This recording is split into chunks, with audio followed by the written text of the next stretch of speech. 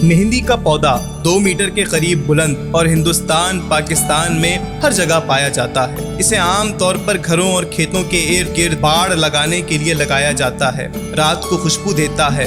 भारत में फरीदाबाद और पाकिस्तान में भीरा और हैदराबाद की मेहंदी ज़्यादा मकबूल है। इस पौधे के पत्ते, शाखें और फूल दवा और ज़ियाबतीस के लिए इस्तेमाल होते हैं। उम्मुल मोमिनीन हज़रत उम्मे सलमा रज़ियल्लाहु ताला अन्हा रिवायत फरमाती हैं, रसूलुल्लाह सल्लल्लाहु अलैहि वसल्लम को ज़िंदगी में ना तो ऐसा कोई ज़ख्म हुआ और ना ही कांटा चुभा जिस पर मेहंदी ना लगाई गई हो। मेहंदी ज़माने क़ब्ल तारीख़ से मोतमिल है। मिस्र कदीम में से मकबूलियत हासिल थी। मिस्री औरतें चूना मिलाकर इसे हाथों पर और बालों पर लगाती थीं।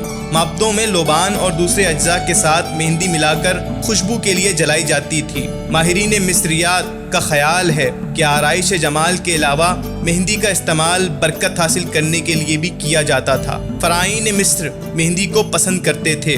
वो खुद मेहंदी लगाते थे। मेहंदी में रंगे कपड़े इस्तेमाल करते थे। अपनी ख़वातीन के जिस्म से मेहंदी की खुशबू पसंद करते थे और मरने के बाद अपने मकाबिर में मेहंदी के पत्ते खुशबू और कीड़ों मकोड़ों को दूर रखने के लिए इस्तेमाल करते थे। जब कदीम मकबरों को अब खोला गया तो अक्सर बादशाहों के कफन मेहंदी से रंगे हुए मिले और ये रंगाई उन पत्तों के अलावा थी जो ताबूतों में रखे गए थे।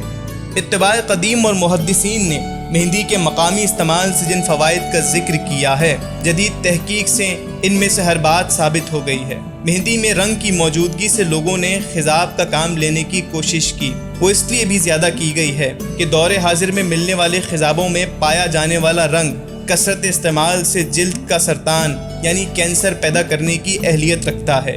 एक नुस्खे के मुताबिक मेहंदी के पत्तों को साबुन के साथ मिलाकर हल करके सर पर लगाएं तो बाल स्याही माइल हो जाते हैं यानी काले रंग के हो जाते हैं। मुशाहिदात में मेहंदी के साथ सना मक्खी के पत्ते पीस कर सर पर लगाना बेहतरीन खिजाब है। दोस्तों, उम्मीद है कि आपको हमारी ये वीडियो ज़रूर पसंद आई होगी। इसी तरह की मज़ीद मुफीद मालूमात वाली वीडियोस हासिल करने के लिए अभी हमारा चैनल सब्सक्राइब कर दें और हाँ, घंटी के निशान को दबाना ना भूलें।